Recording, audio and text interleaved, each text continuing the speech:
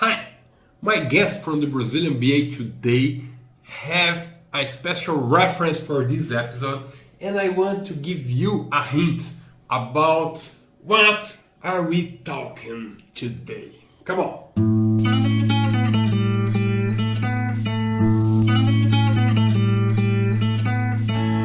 So no one told you life was gonna be this way. Your job's a joke, you're broke, your love is the away.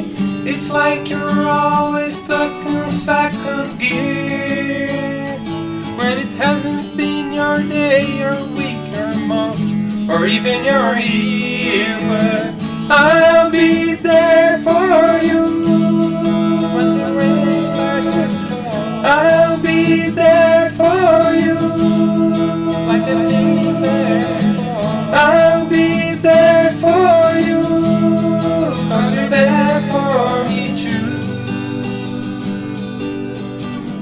Hello and welcome to the Brazilian BA guest. We have different guests every week talking about something related to business analysis.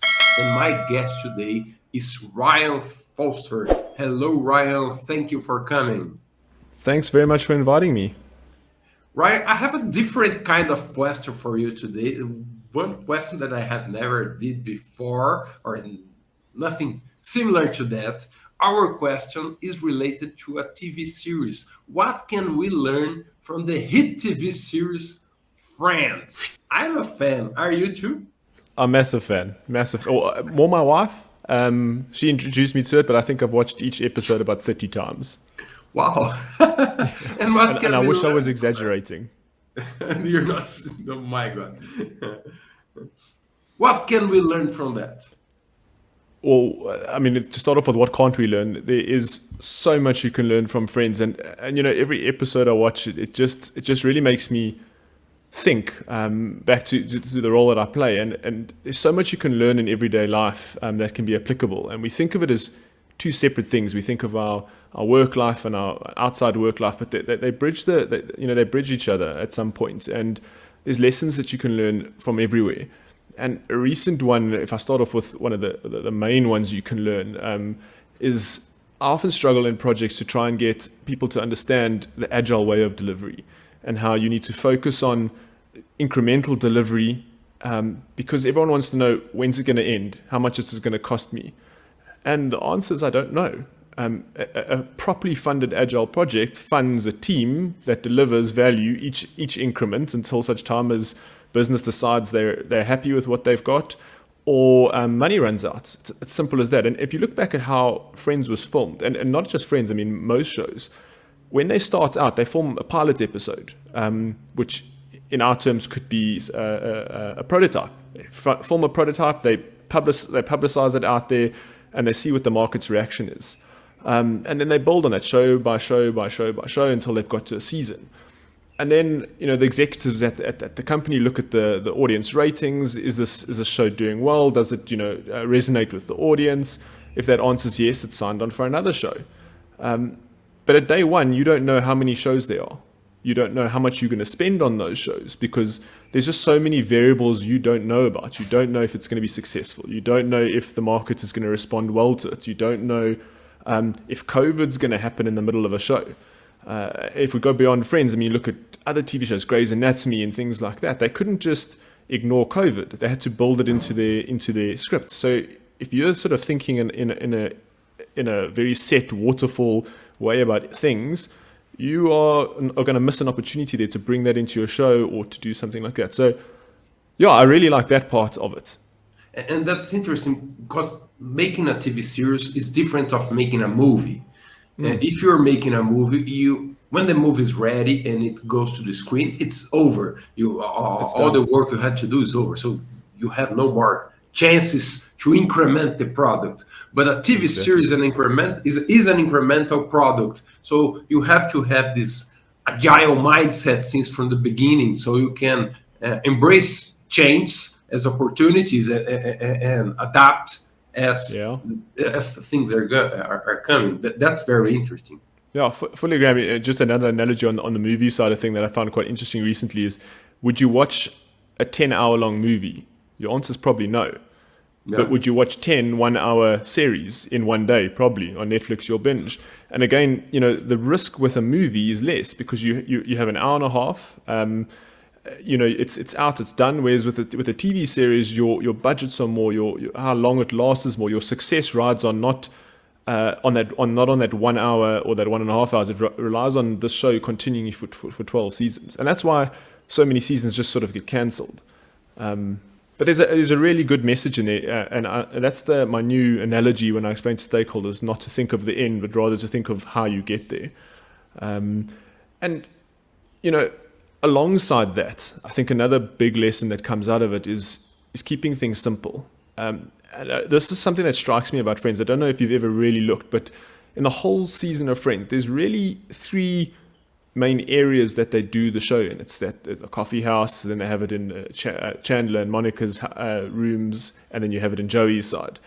It's only really that every now and again, Ross's house comes in, and then you go to Phoebe, even though they go to London once in a while. But ultimately, it's quite a simple show in that they didn't need the complexity. There was no huge budgets. It's a simple set, but no one notices it. You don't notice the simplicity in it, and it's because it's there. The show is good in its own right. And I question a lot of the times is, why do we complicate products that we work on? Both on the product side and on the way we deliver that product. So the process and the product. On the process side, if we don't need a document with a header, with a 5-page introduction, why do we produce one? And that's what Agile sort of teaches you is to collaborate. And if we bring this to a more practical level, if you look at acceptance criteria, say your acceptance criteria says the screen must be green. You don't also need to say the screen mustn't be red and mustn't be purple and mustn't be brown. You just need to say it must be green. And often people, they'll go write the inverse of something in the acceptance criteria to be more specific, but actually it's not needed. Keep it simple. 1 line is enough. It's all you really need. And you just need to get your point across. And a requirement, the purpose of a requirement is to communicate something. And as long as the message is received, you've sent it and it's received in a good way, you've done your job by writing a requirement or by defining acceptance criteria. And I think that's quite important to note.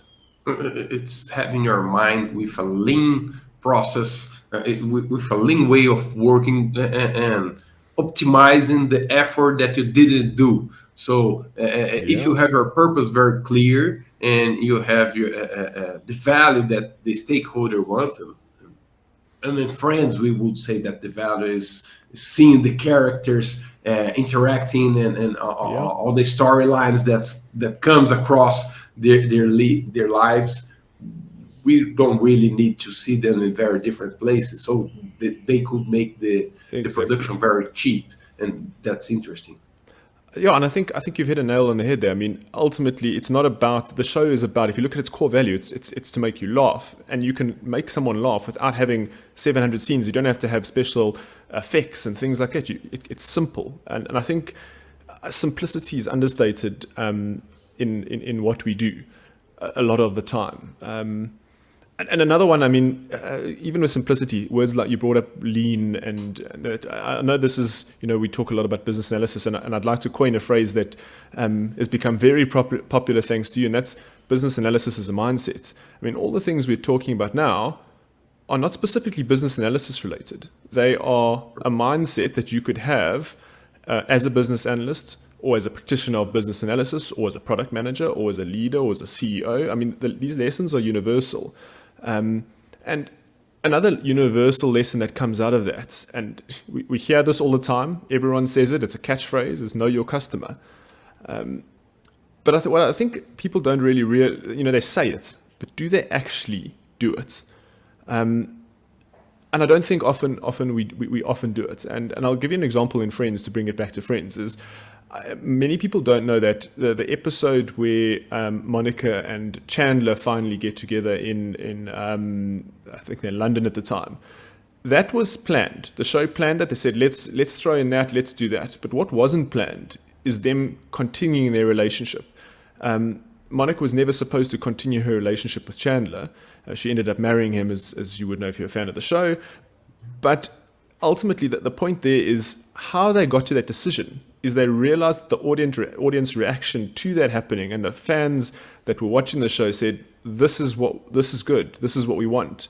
And therefore the show gave them more. And it's a really good lesson. And if you watch the reunion show, they actually speak about that, saying how the audience reaction derived what they did. And audience reaction is also something that doesn't have to be very analytical. You don't have to go write surveys. You don't have to do things like that. It's just literally watching them. If they laugh loud, or if they seem interested, of the series. If you're looking at metrics, I know there's been quite a few shows that I've seen in the past where it talks about the metrics, how many users watch. But if all of a sudden users start dialing in, you can see you're onto something. So both interacting with your customer directly, as in asking questions, observing them, and just the more silent techniques. I know Andre from Slovenia, he speaks about this in one of his presentations, where he talks about how he did a project where people followed the eyes of the customers. So they looked at the eyes and where they went on the app, and they could track the users were looking to the left or to the right, and they understood how to do it. So building those kind of metrics to understand how do you understand the customer? How do you take those things that customer isn't necessarily telling you, but you can sense, or you can derive, or you can test? And if you think about it, Friends was just experimenting the whole time. And that's design thinking. That's business analysis. That is how you do this. You have a hypothesis. The requirement at the end of the day is simply an hypothesis. It is not an actual thing. I can't do anything with the requirement. I think Chandler and Monica being together is a good idea for the show. Let's try it, see how the audience reacts, and then deal with it. If audience doesn't like it, remove them. If audience likes it, continue with them. So a massive lesson that you can learn from that perspective. It's interesting how a lot of organizations think they know better what the customer needs, and they don't take the time to listen to the customer, or to what the customer are using any kind of technique, and you listed some of them, to see what the customer, how did the customer really react to their products or to their services, and try to adapt to that. And that's a good learn from the TV series. Very, very, very, very good. Is there another? Yeah, there's always more. There's always more. I mean, the other one that I think is quite interesting is adapting to change. We talk about it. It's again another one of those catchphrases. But how often do we actually adapt to change? And the example that I'll use from the show is, many people don't know, but when Phoebe was pregnant in the show, and she had her brother's triplets, and I think everyone, if you haven't watched the show, there's nothing dodge about that. She was a surrogate for her brother, and they make a lot of jokes about it in the show. But that they wrote that into the plot because she was pregnant at the time, and that's quite interesting to me. They were given an issue, and the issue was Phoebe's actually pregnant in real life. It is actually more than one of the show people in the show were pregnant, and they had to work with it in the show. So that, I mean, you can't obviously have Phoebe not being pregnant and then being very visibly pregnant on the show. So they sort of dealt with it, and I think that says a lot about how we should be working in the modern environment. And COVID is really, again, I use it as an example because it has thrown a lot at us. No one would have predicted this, except Bill Gates, apparently. He can predict it. But the average person didn't predict this happening. So if you were so rigid in your design, so rigid in your requirements, so rigid in what you expected this product to be, and you were thrown something like COVID, you would be on the back foot. You wouldn't know what to do, how to build, where to go, because you were thinking so far forward. And again, that goes down actually back to point one. What are you going to build in 4 months? I don't really know. I might have a product roadmap. If you're doing product management or business analysis, I might understand where we want to head. But what's happening in 6 months, 7 months, 8 months? That is ideas. It's a thinking, and that can change at any point. What's important is, what am I doing right now? What is the next feature coming out that is going to go release next month? What is the next item that we're going to do? And I think we really need to be not only adaptable to change, but welcoming change. Because change shows that you can react to your customers, you know what's going on, and I think that's a massive lesson from the show itself. It's not about having no plans. It's having plans that can be adaptable. right? Exactly. So, of course, if you're designing a TV series, you're thinking about what is going to happen in the future with your characters, but those things are not supposed to be right in stone. So, Exactly. that's something that can change if you see the opportunities or if things happen, like in the example you did with the actress getting pregnant. You have to adapt, and you must be open to that. And it was very funny because we have a lot of stories with Phoebe's kids and the triplets, and so they were very clever and very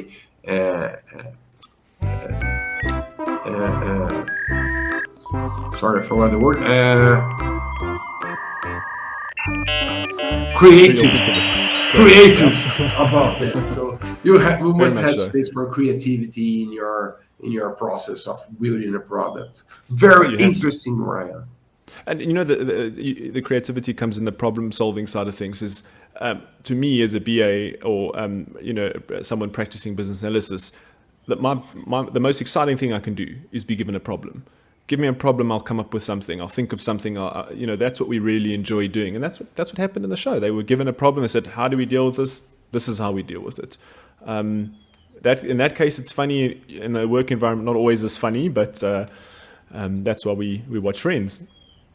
Yes, and it was a lovely show, and it was very nice to talk to you today, Ryan. Thank you very much for giving us these insights about a TV show that we all love. Thanks so much for inviting me. I had a lot of fun. Right. See you soon. Cheers.